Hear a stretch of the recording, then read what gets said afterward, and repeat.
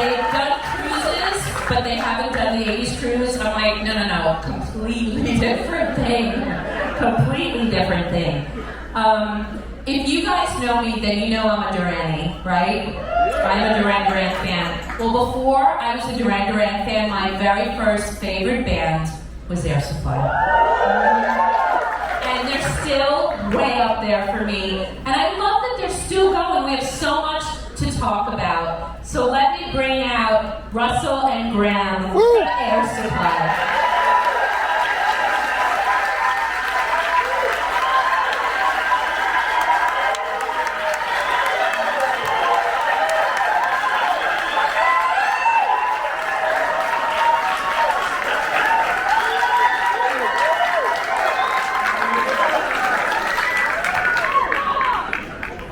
I was just telling these folks that this is your first 80s cruise. But, do you have your mic? So this was your first 80s cruise. Tonight is prom night. I know you're Australian, but you've been in America long enough to know that prom night is a rite of passage, and it's really a rite of passage on this ship. Are you ready? Absolutely, yes. Do you have your That tuxes? sounds intimidating. Well, it's John Hughes prom night, so there's going to be a lot of Pretty in Pink. There's going to be a lot of Duckies, I'm sure. OMD, actually, who did the theme to Pretty in Pink, right? If you leave. Their manifesto was, we will not put love in a song or in the title of a song. And I said, what the heck would Air Supply do? They wouldn't. But was the opposite true? Was that a manifesto for you? You're coming from the 60s, the time of love, right? It's a hippie time. We want to see this love. And I'm going to say, Air Supply, you're playing to bigger audiences and so many nights a year, 130 shows or something like that. Yes. And the audiences keep getting bigger and bigger. Maybe all we need is love.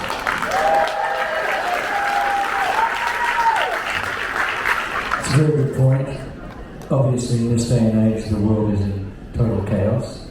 So I think a lot of people come to see shows, any show, just to get arrested for a couple of hours from the outside world.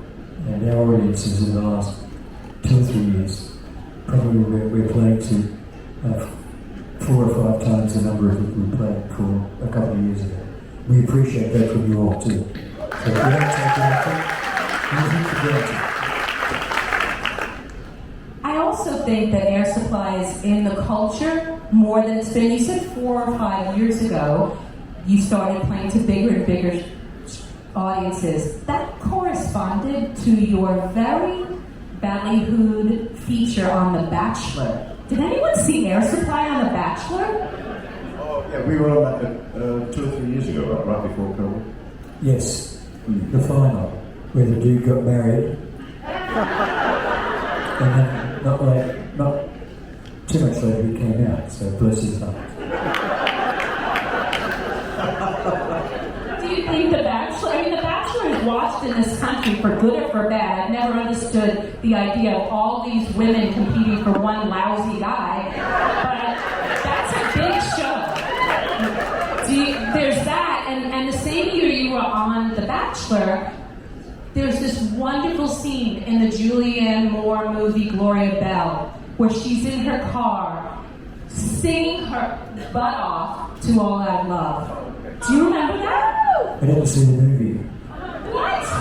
It is. You know, we get songs in a lot of movies, and the first time we hear about it, for instance, my daughter called me once when I was overseas, and she said, "Dad, Brad Pitt's singing your song in Mr. and Mrs. Smith." And when I got to see him, he sang a lot of the song, sang along with a lot of the song. So from time to time, our manager Barry, he's here with us somewhere, he says, "Oh, by the way, we got all the was going to be in this movie or this documentary or this. We did one for a hamburger once, a singing hamburger, which was quite fun." So you don't turn a lot of things down. We do, actually. We still have principles, you know.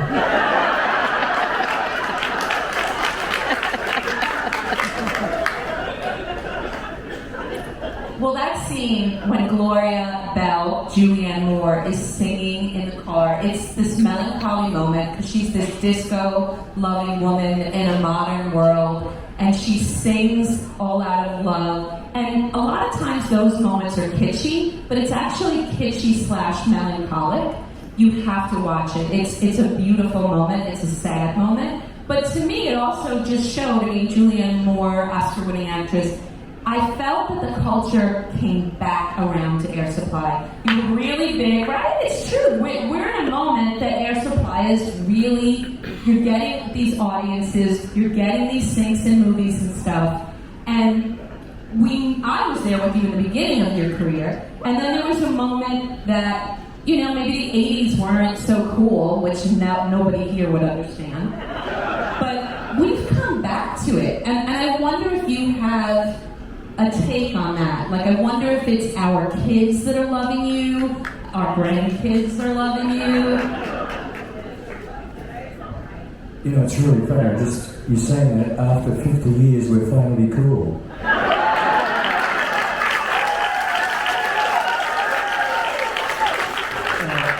We see that reflected in our audiences now. There are young kids. 6 to 60, we say, is our catchphrase for our audiences. And we do see people that came to see us in their 20s, they're bringing their grandchildren out to their shows. People are getting exposed to our music all over the place. It's a great thing. We've never been cool throughout our whole career anyway. Even in the 80s, we were never kind of hip or anything. But we didn't want to be. For us, it's all about the music, And throughout our career, people have said, oh, you've had a lot of big hits with love songs, which was not by design. We never planned it that way. It's just who we are. It's just what our thing is. And they would say, well, now it's time to do something else. Why don't you do hip-hop or do disco or something? I'm serious. But the thing is, we've never deviated from who we are as people. And so we started in 75 with all those songs, and now 50 years later, we're still there, but people are catching up to us now. You know what I mean? But we've never moved. We've never deviated. I think it's important to remember too that it's always been who we are. We've never tried to be anybody else. This is who we are, and we're good at who we are because we like who we are, But we've never tried to be anybody else or do something that is not in our nature. That's all. Very famous author. Applause to Mr. Russell.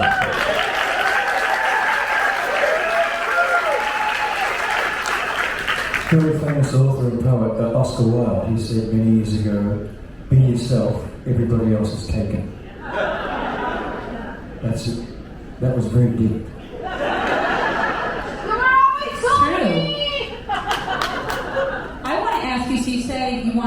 You stay true to yourselves. So would you say you're both romantics? I noticed some hand-holding with your significant others backstage. I know your Valentine's shows sell out right away every year. Would you consider yourself romantics?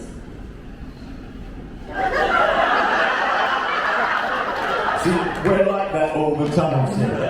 I like to think I'm romantic. I cry at commercials and movies. Thank you, sir. I like being in love with my wife. It's just once again, I don't want to be too. Well, I guess I am. I'm mushy and kissy and all that cuddly kind of person. But I believe in love. I believe in romance because both those things are very positive energy, both those things. And I certainly believe in that. I believe in love, baby. I think with the kind of music that we create and perform and record, you have to be, Otherwise, it wouldn't be real. You know what I mean? When I'm writing a song, I burst into tears, And I'm not afraid to say that. Because then that to me is a sign. This is a song that's people are gonna understand. Because if I can understand it, then everyone else can. Because I'm not a difficult person. I'm very simple. I'm smart, but I'm super. I love that you say that because it's interesting, you know. I remember when Eminem came out with his record and he was dropping a lot of misogynist lyrics, and people were like, oh, he's just playing a character. And I was like, do you have to play that character? And, you know, do you have to bring that into the world? And that's the thing that I've always loved about what you do, is that you bring love into the world, and you do it night after night. Russell, I've seen so many of your shows. You sing the same songs you have since 1978, and you live those songs every night. It's kind of like chicken and egg. Like, you're deeply in love, so you can sing those songs. Do you think about that every night when you go out there? I'm always driven by the lyrics of all the songs, and I would sing anything Graham wrote. If he wrote the phone book, I would sing it. His melodies are fantastic, and his lyrics, once again, they're simple, but they touch me very deeply. And it's easy to go out every night and sing Chances or The One That You Love and be sincere about it, because I feel that I've lived it, I've been through it all, you know, and it's not a problem for me.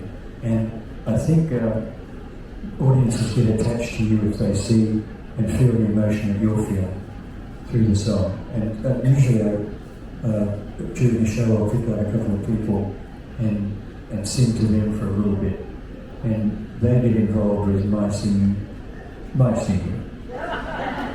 And they're involved with that and the song, and it seems to be contagious because all of a sudden people around are getting the vibe and couples are getting closer together.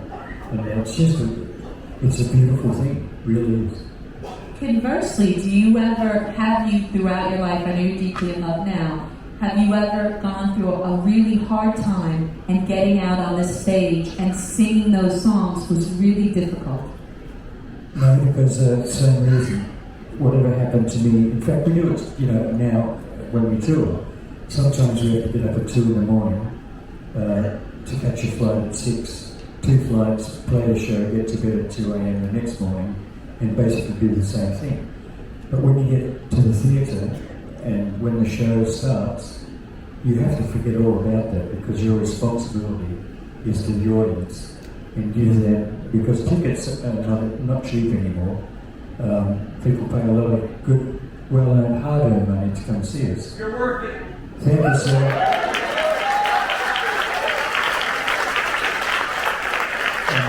And we have an obligation as well. But what I was getting to in the initial bit was, once you get on stage, all I concentrate on is the song.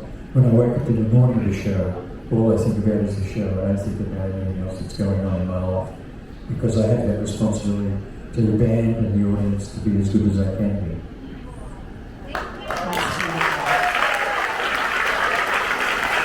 How many people out there are going to be seeing Air Supply for the first time? Great, you're really in for an amazing treat.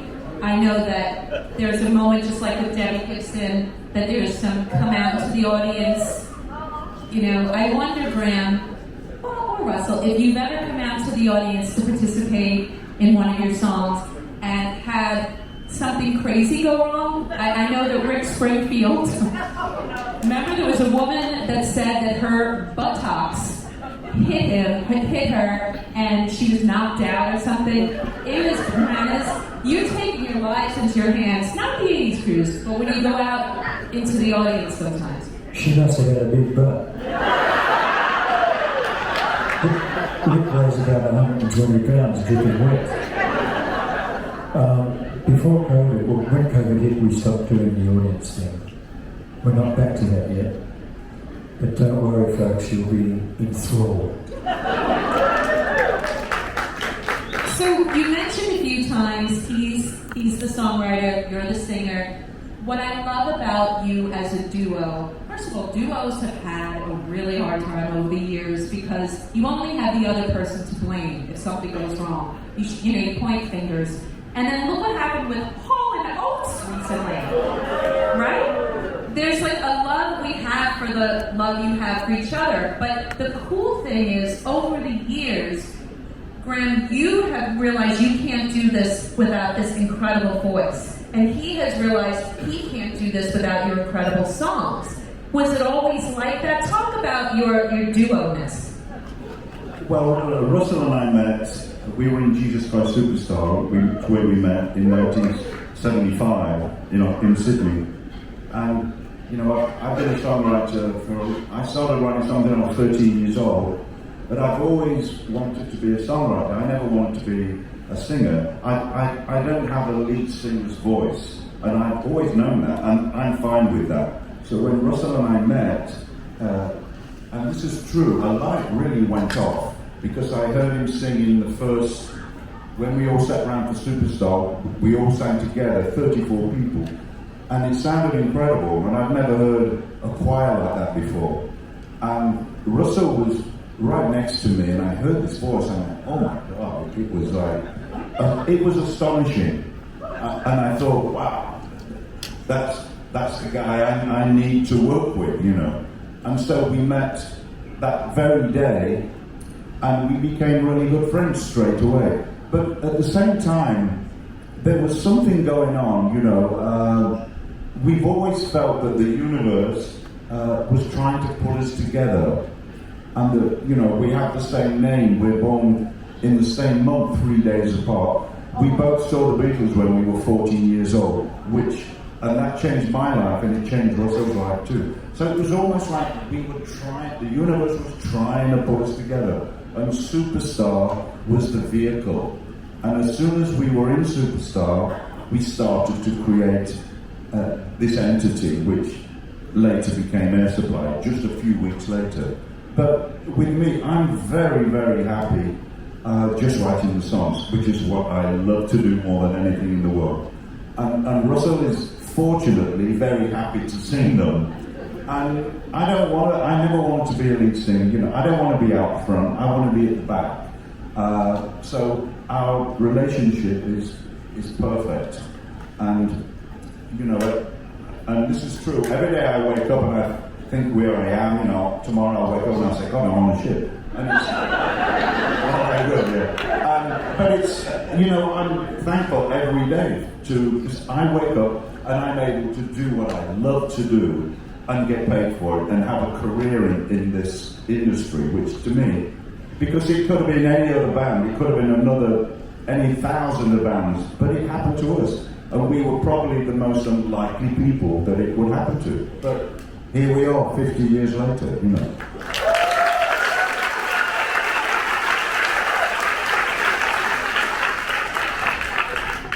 So before you were talking about the type of music and staying true to yourselves, but I have read that the guys in Air Supply love fellow countrymen AC/DC.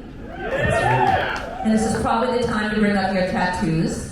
Okay, what would you like to know? So you come across, which for years, I don't know if you guys have ever heard this thing. Everyone says, does Dolly Parton have all these tats? Like, it's kind of like an urban myth that she does. For a while, we heard that about you. We heard, Russell from Air Supply, he has all these tats, but I don't think we saw it. And then, maybe about 10 years ago, he just, did you unveil them, or were you... Actually, all the stuff that you can see is just within the last couple of years. Really? Yeah. I got my first one in 1988 when my daughter was born. And it's a tiny rose, and I was so scared of the pain. I said to the guy, just make it like the size of a dime. You can't see it anymore. So it's either go big or go home now for me. And it is painful, so if you're going to get one, be prepared. But I kind of gave it a break for a long time, and then I just thought, why not get another one? And everybody had said that were heavily tattooed that it was addictive, and I didn't get the addiction until a couple of 3 years ago, and I just thought, in fact, I'm getting one more tattoo. And then I'm done. I don't have any space left, for my liking. Interesting thing about tattoos that I found, this is not my thing, somebody said it, that people that have tattoos don't care if you don't have tattoos. A lot of people that don't have tattoos criticise you for having tattoos. And I never got that. To each his own. Tattoos, and you make me want to have tattoos, so it's the opposite. I think it's amazing. I think the fact that you started with your daughter is just so beautiful. Do you have any tattoos? Mine are on the inside.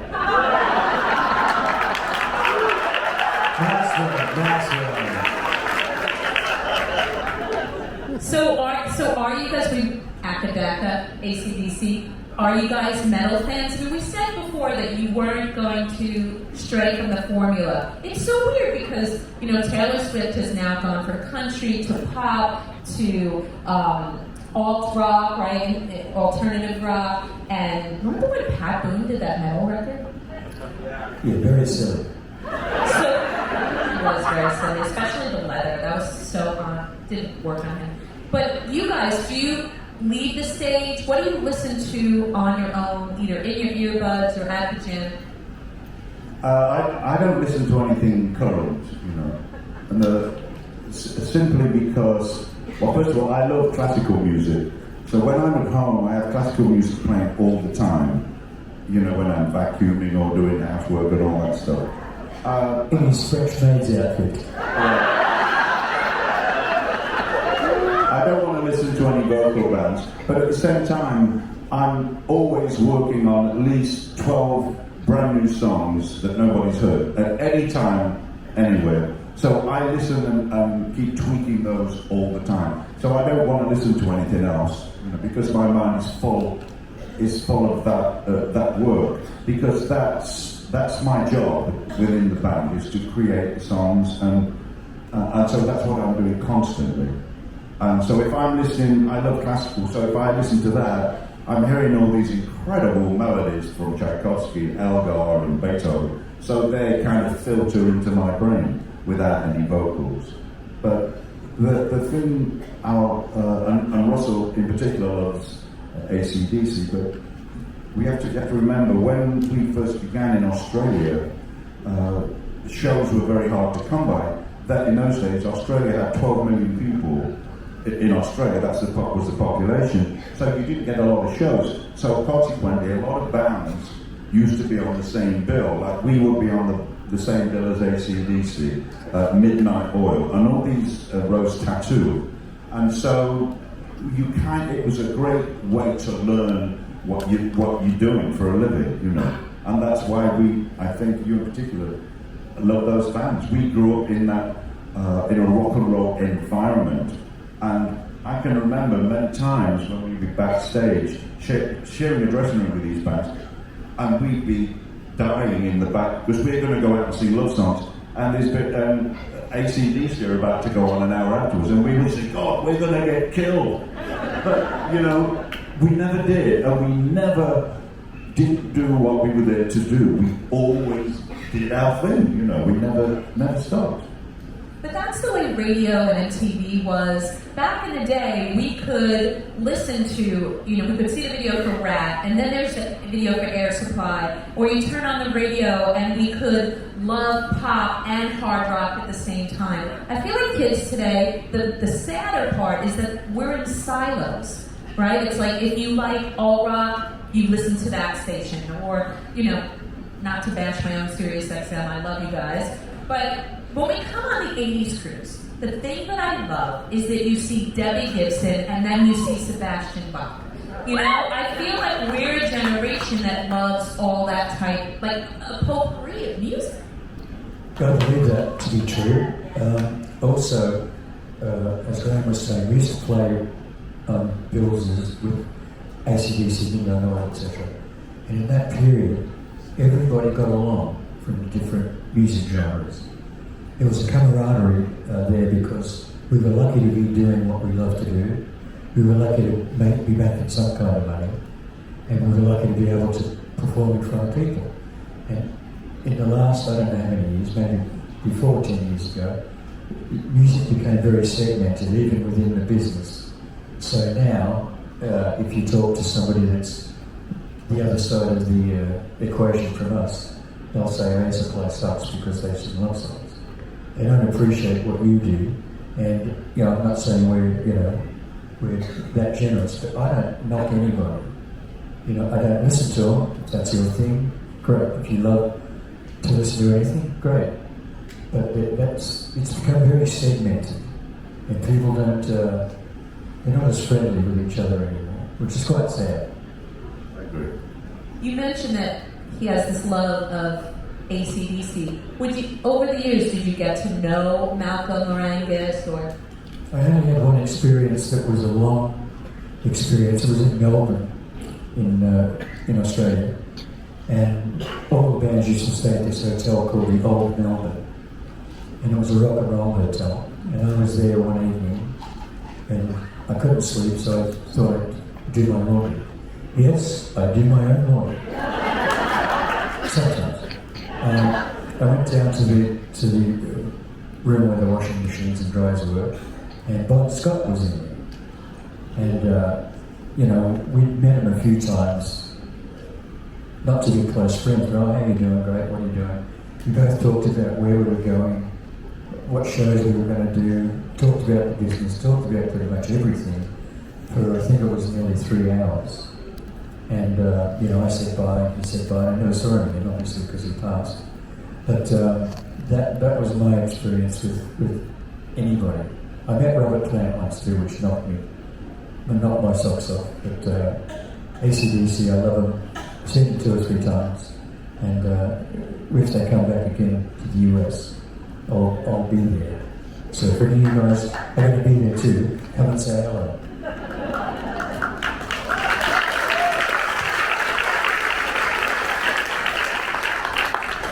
Speaking of mixing genres, I wanted to ask you about being signed by Clive Davis, and I just went over your liner notes. I didn't even realize he executive produced the One That You Love record. Who's that?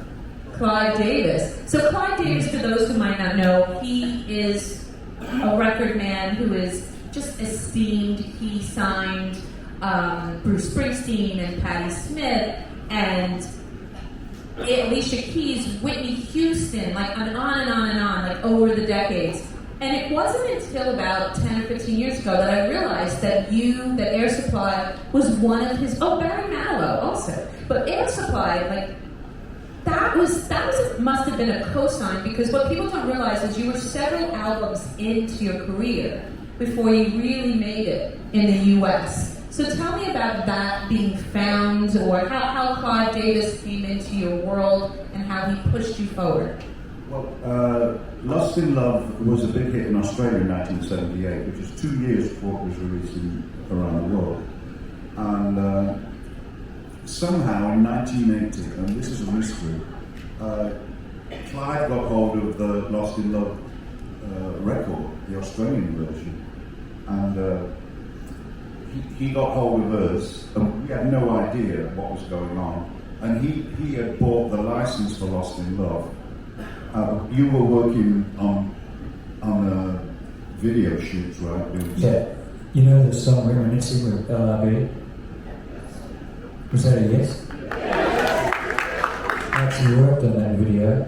I was under a drum riser on my stomach, pumping out smoke in about 3/4 inch of water. So I paid my dues. That's what I was doing when Lost in Love was being turned into a major hit, but worldwide. And so Clive got hold of us, and I was trying to sell songs unsuccessfully. And I was actually in, and this is true, I was in the south of France, which sounds very exotic, right? But for me it wasn't. I was trying to sell some songs at this publishing convention in the south of France, in Midden, in Cannes. And I went there and I borrowed money to get there. And when I got there, I thought, great, I'm going to go out and try and sell some songs tomorrow. I got food poisoning that day, and I couldn't get out of bed for 3 days. I I wanted to die. I felt awful. So when I finally was able to walk again, I got up and I went in the street, and everybody had gone. And it was like a scene from a Clint Eastwood movie, with all litter and bushes blowing down the street. I swear to God. And I thought, oh great, you know, my luck, I borrowed money to come here, now I've missed it, I feel awful. And there were all these magazines, there was a Record World magazine, which told you what was happening, it's like Billboard, right?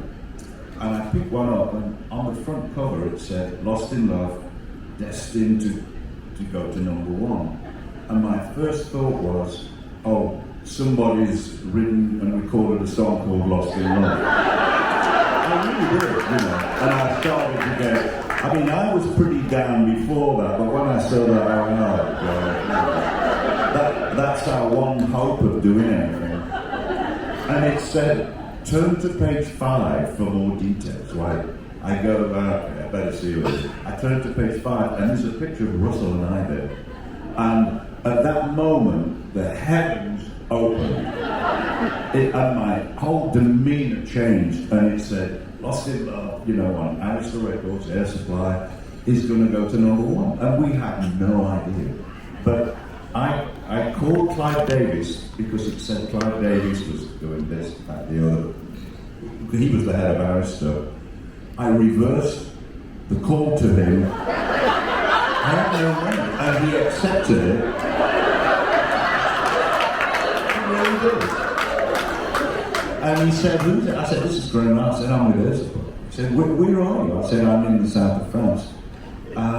He said, what are you doing here? He says, get back to Australia, we need the album. He said, Lost in Love's going to be the biggest song of the year.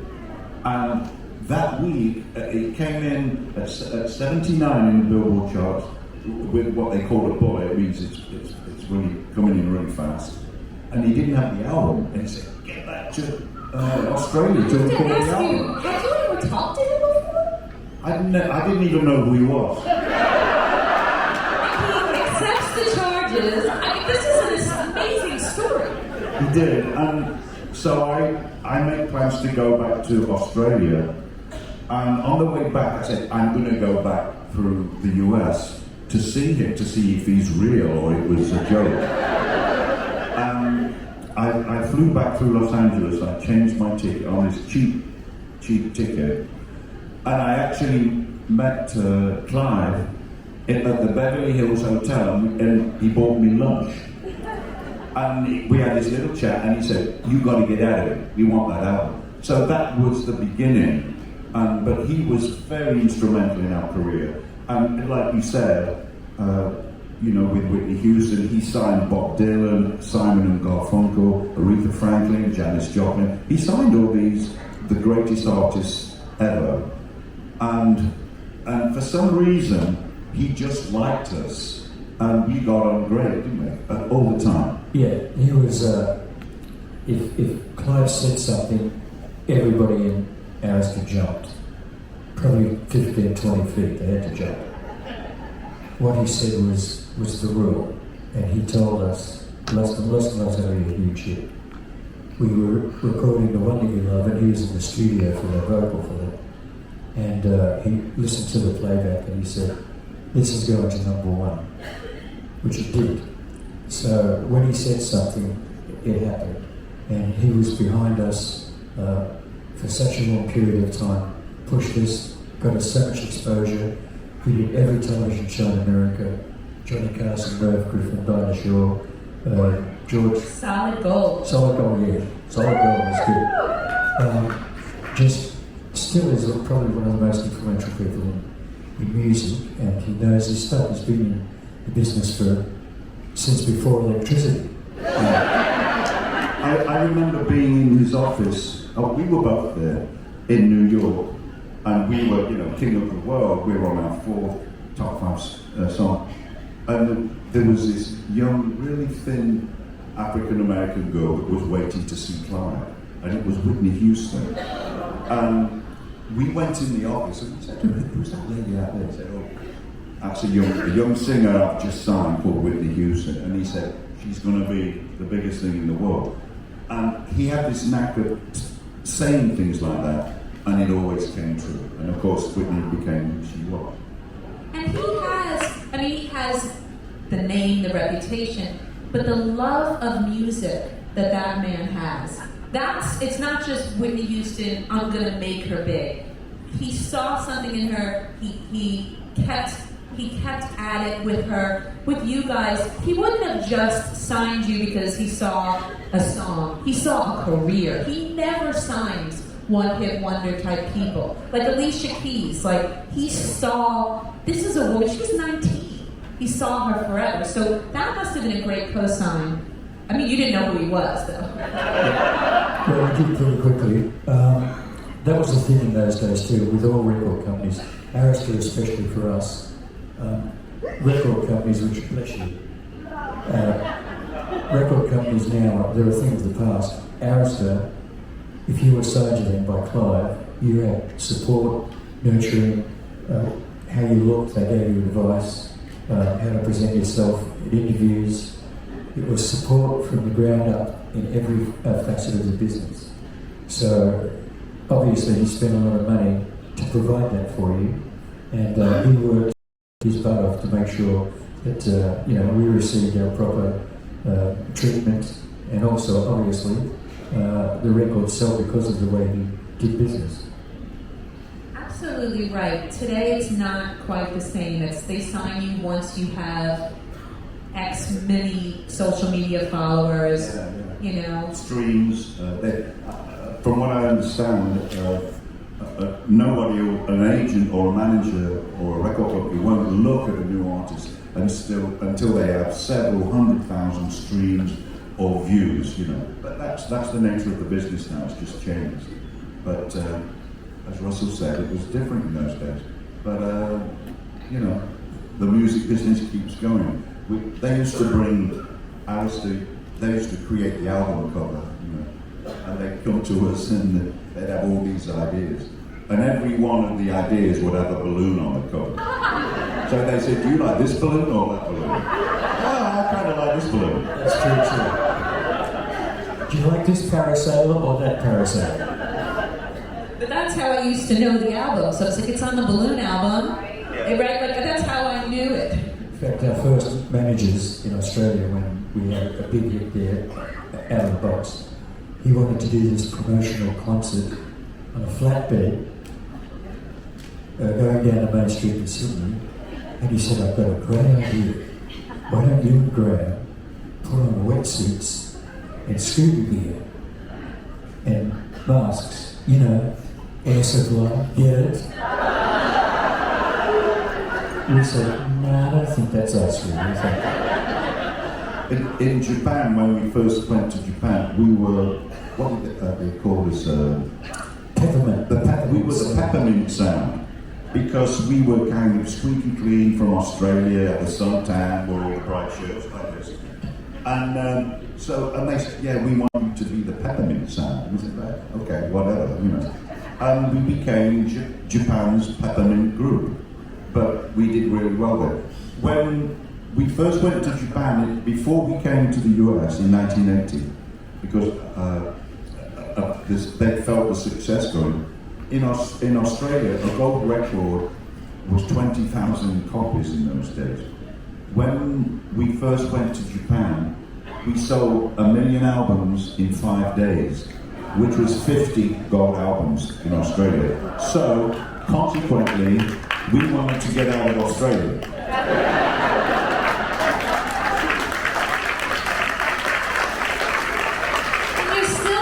So humble and cool and kind, like you're not, that's amazing. You guys have had such a career. Which brings me to, I'm going to ask one more question and then I'm going to have you guys ask a few. You mentioned you're working on 12 songs at any given moment. I assume in your cabin you'll be working on some music. I hear you have a new record almost ready to go. Can you tell me about that? It's not really, we're about halfway in, but we haven't made an album in 14 years. And I think one of the reasons for that is because people don't make albums anymore unless you're Taylor Swift or the Stones, etc., which we're not. we're on a completely different level than that. But people say, no, don't make an album anymore, why do it? Just release singles, that's what everybody does. But we've never been one to do what everybody does. We have to, 14 years went by, or 13 years, and last year we were just sitting around and I think I was playing you a couple of songs or something. Yes, you were. Yes, he was. And we said, maybe we should do another album. Yeah, maybe we should. So that's how we decided to do another album. But it will certainly be the finest album we've ever done. And for once, we're going to do since a long, long time, we're going to do vinyl too.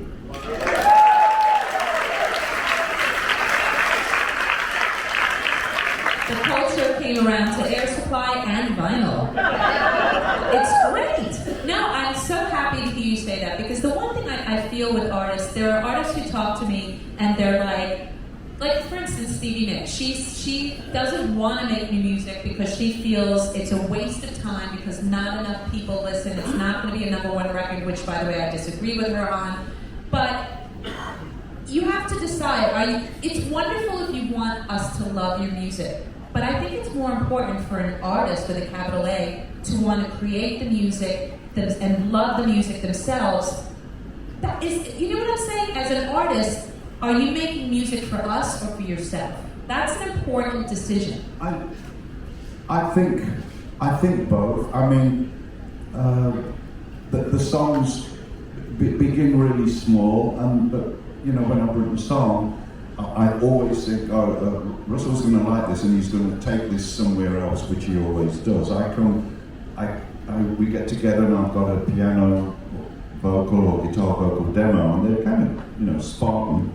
But then we get together, and I know Russell's going to take it to another place. So it's really for everybody, including us, because we believe in everything we're doing, and I really believe that when people hear Russell's voice, it's going to affect them in a very positive way. It always has. And I think that's one reason alone to make more music. Here, here. All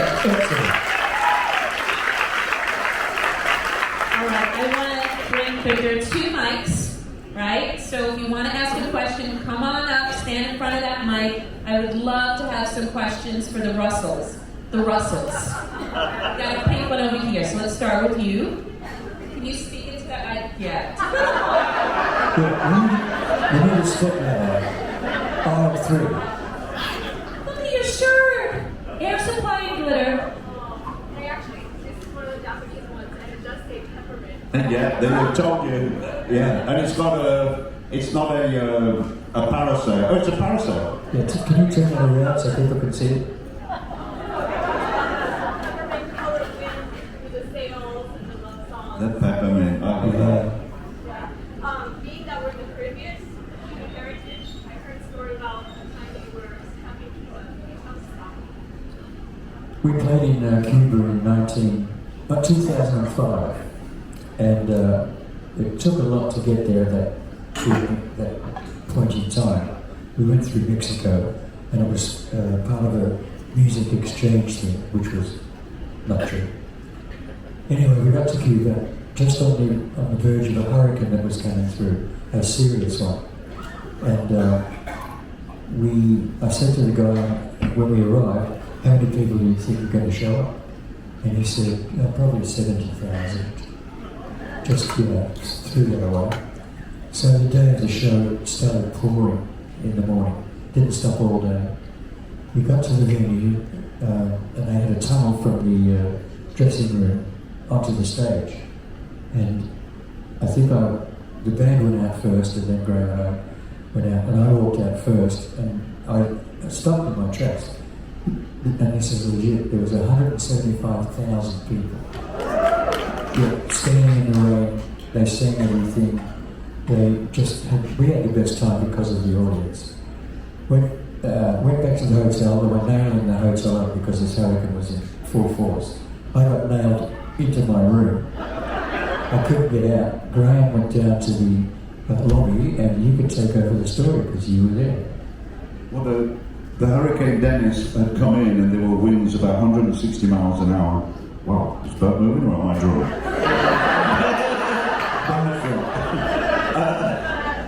And I got back to my room and they boarded all the windows up with wood to stop, like they do in hurricanes.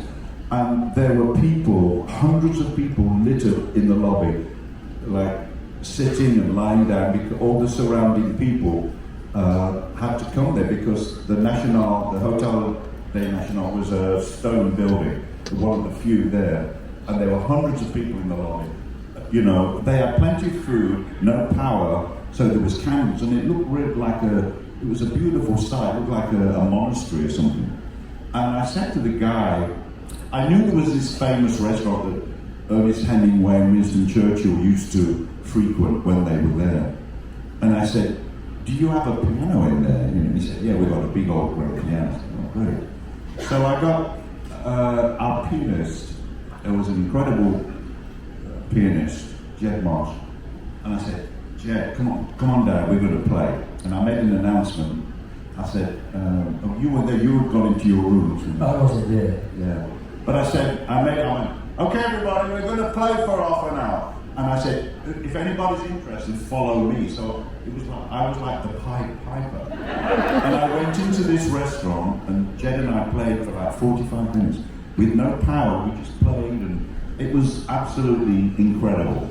And there were several hundred people there just sitting on the floor with candles, and I'll never forget it. So that was Cuba. By the way, these mics are now working, so I'm going to zigzag back and forth. Ma'am, you are next. Hi, y'all. This is incredible that I'm actually here, but my stepmother introduced me to y'all when my first album I ever heard of was Crazy. At what point in y'all's career did y'all finally know, like, we made it? Because you said about hiding all that, but when did y'all finally say, like, we made it? Besides the greatest hits. Yeah. Well, the greatest hits was unusual. We'd made 2 albums, and our manager at the time, Don Arden, very famous character, you can look him up. He used to manage Black Sabbath and Ozzy and a bunch of other bands of that ilk. He said, we're going to put a greatest hits album. And we said, you're crazy, we've had 2 albums. We've been around for like 5 minutes. And he said, no, we're going to do this, I'm going to talk to Clive. And he said, I also had this song, and it's written by Jim Steinman, and Meatloaf, of course, and Bonnie Tyler. And his music was like so far away from what we were doing. He used to write 20-minute songs. Anyway, we flew to New York, met him. Before I tell you how he was, he wrote after we did the record that we were 2 of the most boring people he'd ever met. Bless you, Jim. We met him in an ice cream parlour in New York. We were sitting at the bar, and he had motorcycle gloves on, up to here. Right? I went, this guy's like something wrong with him. Anyway, he played us a song that was 20 minutes long. We said that's too long, so we cut it down to what was recorded, which ultimately was Making Love Out of Nothing at All. So the Greatest Hits was released and it sold, I don't know, 15 million in the US alone, and whatever else it did was quite amazing. But we never thought that we had a show doing that, especially after 2 records. That's what you do after you have like a 10-year career. But God bless Jim and Don and Clive.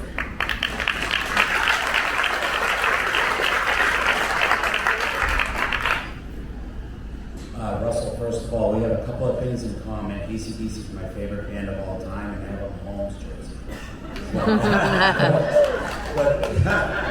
Oh, we got football. The question is, you both talked about it, and Lori talked about it, how well you 2 get along and how well you jive. I want to know who your favorite band or performer you've toured with that is for each of you. And if you don't mind answering who your least favorite was. My favorite You're was, so nice. You're asking them to my favorite be Rod Stewart, obviously. Fantastic. My least favourite, it's going to offend somebody, but you ask me, I'm going to tell you. Tom McLean. I mean, he might have had a bad day or whatever, but he was quite rude to me. And one thing I don't like is rude.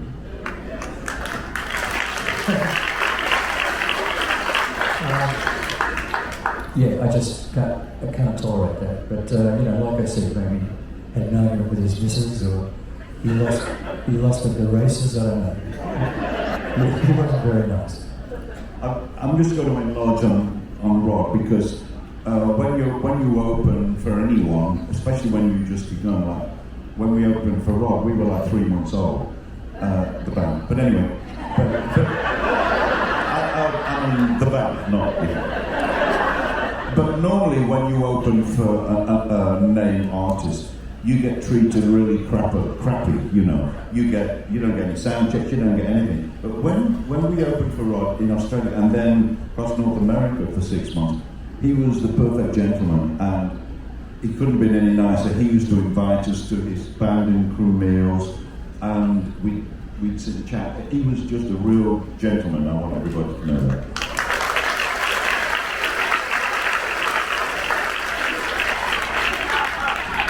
Least favourite? I don't. Oh, well, let me think. I remember Don McLean opened in San Francisco. Right. But I didn't have a lot to do with it. Tell me about that guy that we were supposed to double bill with Charlie, whatever his name was. Oh, right. Yes, you that story. Yeah, this is a pretty tricky story, but we were in Quito, in Ecuador, I think almost 30 years ago, and we were doing a double bill with this guy called Frankie Love, right? Frankie Love, what a name. Yeah, sounds like his real name, doesn't it?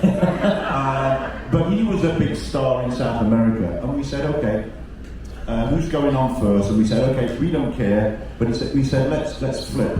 You know, you go on one night, and then we first, and then we'll go first next night. And we wanted to go on first every night because down there shows go into like 1, 2 in the morning, you know, and we didn't want to be there at 1 or 2 in the morning. So we agreed to flip. You know, one night we just swap. And we said, okay.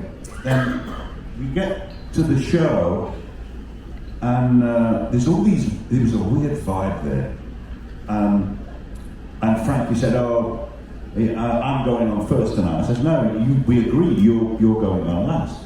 And he says, "No, well, we're not doing that." And I got really upset, and I kind of went for him. I wanted to strangle him. Ladies and gentlemen, if you see Graham go off, get out of the way. As far as you can. Well, he broke his word, you know, and then all his people were around me, holding me back, and I called him some really dodgy names. But anyway, there was this weird vibe, and suddenly there were people, even at soundcheck, with machine guns, right? This is true. And our crew were there, Sparky, our tour manager, and he's still our tour manager today. He ended up in bloody handcuffs. So there was a coup going on, and Frankie knew that, but we didn't. And so there was a coup happening, and all these guards, they pushed me into this van. I got into this van, and there were other guards with the masks and the whole thing, like terrorists with machine guns. And I went, Jesus Christ, what's going on here? I go back to the hotel, and I called the American Embassy, and I said, "You don't know who I am. I'm Graham Russell from Air Supply." I said, "I'm not even an American citizen. I am now, but I wasn't there." And I said, "There's something going on tonight," I said, "that you need to know about." And he said, "Yeah, we know." He said, "We've got plainclothes SWAT guys all around the venue." And that night, we did the show, but the next day, there were rebels took over the entire country. But fortunately, we got out before it held all out went loose. But that was horrendous.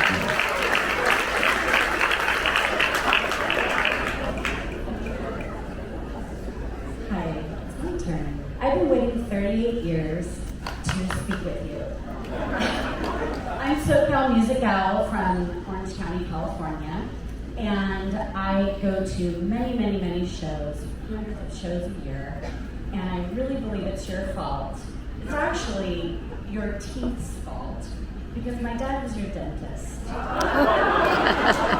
And let me tell you how spoiled I was. My very first show was seeing you in 1986. I hope you have good thoughts. At the Universal Amphitheater, and I loved music, but you made me really love music. But you really made me love it because I got a backstage pass. So it ruined me forever, and I think Randy might have been yours. But I'm off the hook. but I will say, like, I just love that you haven't given up on the trends of music, and you've stayed true to yourself and true to your hearts. And my question to you is, have you ever thought, because you're so prolific, have you ever thought about writing for someone else?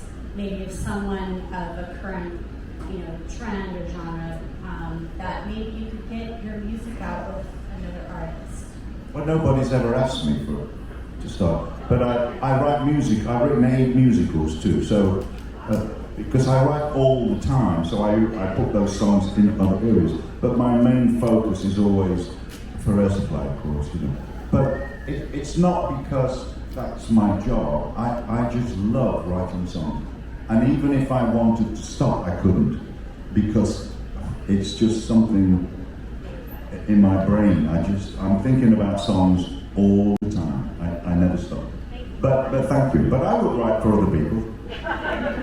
That's what I meant. You're an artist first, and you write because that's who you are. Like when Paul Simon said he was going to retire, I kind of knew it wasn't for real, because he would miss it. He would miss it. It's who he is. It's not like you're a plumber and then you retire. You're an artist. It's something different.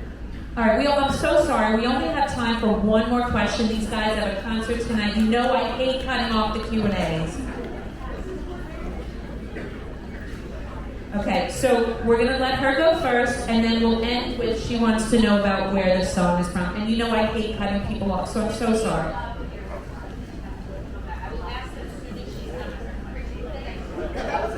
That was a great segue to my question, because Graham Russell is not only a great songwriter, but he is an amazing poet. Absolutely.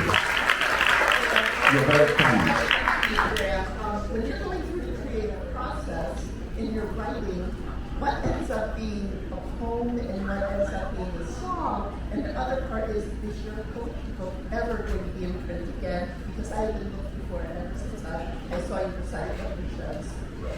My 4th book is coming out in about 6 weeks. But for me, songs and poetry are 2 different things, totally.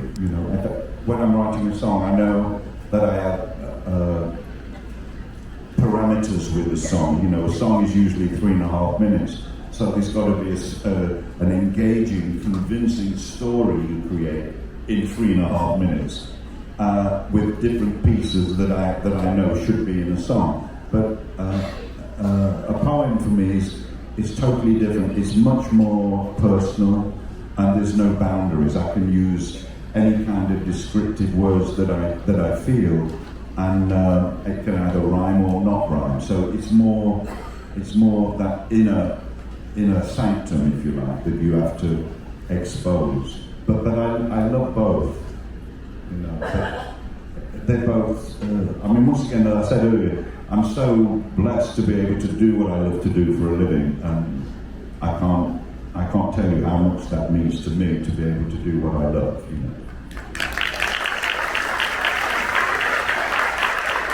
I hope you guys are taking pictures, because I'm here with Air Supply. Please take pictures. I have a request for you guys, okay? There's an act coming in here after this, and the 80s crew says, I know you guys love to ask for autographs. The 80s crew has just asked me if this time we could forego the autographs, because these guys have a show tonight. I don't know if you want, I'll collect things from you if you put your name on it in your cabin. I don't know, but I just want to let them go get ready for their show, okay? Would that be okay with you guys today? sing. Thank you so much, you guys. It's a pleasure to be here. I can't see all of you, but we'll see you.